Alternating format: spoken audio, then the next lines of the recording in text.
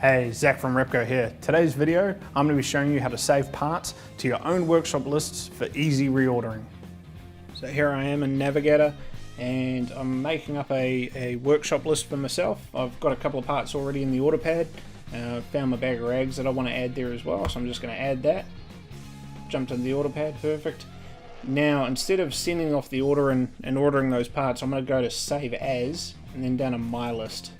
It's going to bring up the screen and I can add a new list, so I'm going to just go cleaning, create an ad. It's going to tell me it's all done.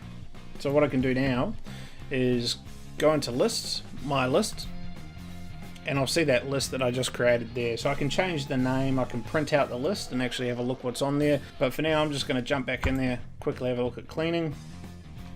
There's all my parts, I can see it nice and easy. If I want to order them, just add them to the cart. And the other really handy one is if it's the common stuff you're always buying, you leave it in here. When it shows up in red, it means it's on special, perfect time to buy. I can change the quantities and it'll save those as well, just with the save button.